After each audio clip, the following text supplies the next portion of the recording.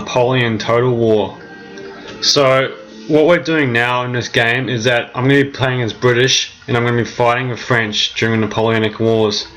So this scenario is just on a ridge with the British army defending the ridge, which basically what happened throughout the Napoleonic Wars. The British mostly always defended and the French always attacked. This is because the British were always outnumbered and the French had more men, and the British just most of the time was holding actions. So this is the deployment of my army here. I got 2 pieces of artillery. The British didn't really have artillery that was that good. The French had the best artillery in the world in the Napoleonic Wars, but British artillery is still good, it's just not as good as the French. Also got a large army of infantry, so foot soldiers all in the centre here, mostly regiments of foot, and I've got Highlanders also, which is Scottish soldiers. They're some of the best British soldiers in the British Army. Here they are. And I've got 4 units of cavalry. The British cavalry also weren't that great. The French had the best cavalry also. But what the British do have is riflemen. So these men here, they're green jackets, they're riflemen. They carried a Baker rifle, which wasn't a musket but a rifle. So that meant that they were more accurate and longer range than a musket. And what riflemen would do would be sent ahead, as I'm doing now, head of the army, and their job was to be skirmishers and pick off the enemy. So pick off enemy skirmishers and pick off enemy units, weaken them, take out officers, take out sergeants. So that's the job of a rifleman.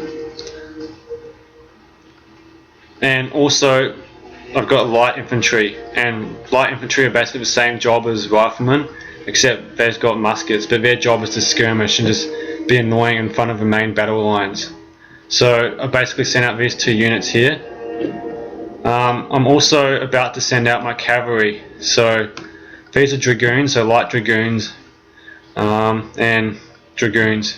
So dragoons carry a pistol as well as a sword, and the British, as I said before, their cavalry weren't that great because most of the time when they fought, they went into battle, they charged and they kept going. They weren't really disciplined, whereas the French had really well disciplined cavalry.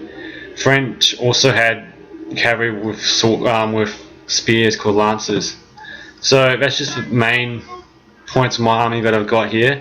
But my most important men are these riflemen and my infantry. That's my important units. So just looking at the French army. The French army is made up of mostly infantry, large columns of infantry, and they got quite a few cavalry. So French cavalry, as I said before, are the best, and the main tactic that the French used throughout the Napoleonic Wars was to advance in big columns. So when the column advances in one point and just smashes into a line, once they smash into the line, they usually break through. So I've got to stop that happening in this game. So what I'm going to do now is just send my light infantry up to try and take out this area here. So harass the French, maybe make them lose casualties. At the same time, I'm going to send my 2 horse units to try and flank them and take out those cannons. I'm a bit unsure about French cavalry because there's French cavalry in here, lancers, and they might defeat my cavalry, but it's a chance. Let's see what happens. But yeah, so this is basically what happened in most of the campaigns throughout the Napoleonic Wars. Yeah, the British sent the skirmishers ahead, and as we can see, the French are moving forward. So yeah, the French, as I said before, always attacked, and most of the time the British defended. The British general, the Duke of Wellington, or Arthur Wellesley as his name was considered a defensive general. He never really attacked. So I'm just trying to take out these cannons but with my horsemen, but looks like the French cavalry have come, and here we go. It's going to be a small skirmish. Looks like I'm losing, so the French cavalry, as I said before, are the best. And at the same time, here comes the French skirmishers to try and take out my skirmishers. And as I said before, my cavalry just run. So let's have a look down here. The riflemen, as I said before, armed with rifles, so they got a greater distance to shoot. It meant because they're rifles though, it takes longer to reload, but they're much more effective. And as you can see, the French have lost quite a few men already. I'm going to win this fight with my skirmishers, whereas my cavalry's gone. So I'm winning that, and at the same time, here comes a French main attack, which happened throughout the Napoleonic Wars, particularly the Peninsular War between the British and the French. So looking here, I've got another unit of riflemen, and I've got artillery. And as I said before, British artillery is not that good, but when you arm it with grape shot, which is basically firing tons of little musket balls at once, you decimate the French when they get close, so I'm not worried about it here. But right here is where I'm concerned about. As you can see, the French have kind of made columns, so they're attacking in columns, and they're attacking the line. So if they attack this line here, in that group here, and they break through, and this unit runs, means that they can hit these two units in the flank. So that's what French army tactics were. So let's see what happens. The British tactics were to stand in line and just fire the muskets continually. And saying that, the British army could fire 3 to 5 shots a minute with their muskets, just because they are drilled all the time, whereas the French could fire about 2 to 3.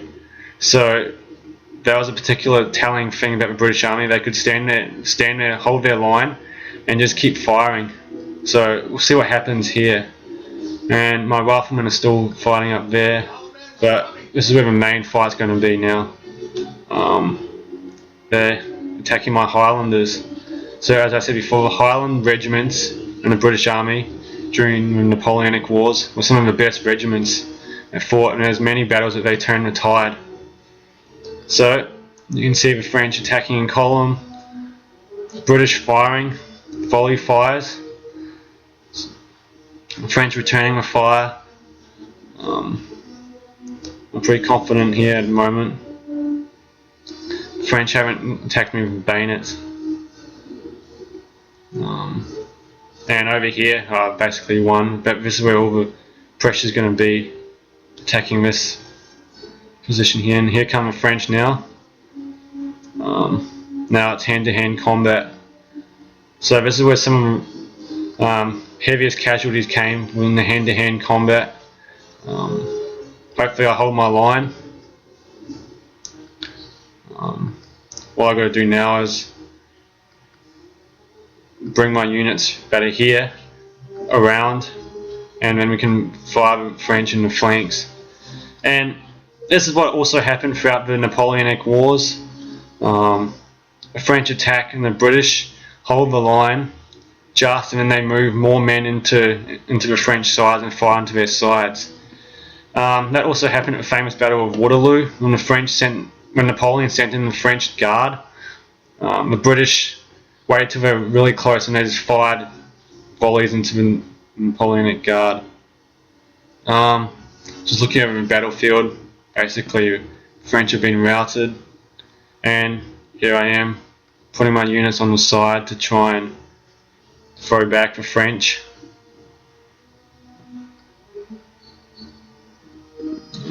Yeah, this is victory. Just watch these foot regiments fire.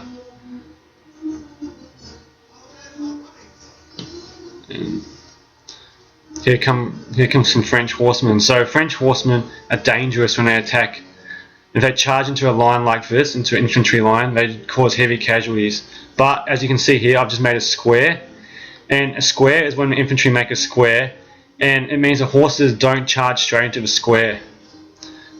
Because the square is tipped with bayonets, the horses refuse to charge into it, so they just run around the side of the square and they get defeated. So that's a strong point about a square. They stop cavalry, but at the same time, the squares don't stop infantry or artillery. So I've defeated the cavalry. Now infantry came to try and destroy my square. I just moved back out of the square formation to fight, and I've defeated the French here and sent a bayonet charge. So that's what happened throughout the wars as well, especially at the Battle of Waterloo. The French attacked with thousands of cavalry, and the whole British army just made squares, which meant the cavalry couldn't break it. And then once you defeat the cavalry and weaken the French infantry, like I've just done, then the British army would just do bayonet charges. So just fix bayonets in their rifles or muskets and just charge. And 9 times out of 10, it broke the French, which has just happened here. So throughout this battlefield, I've won.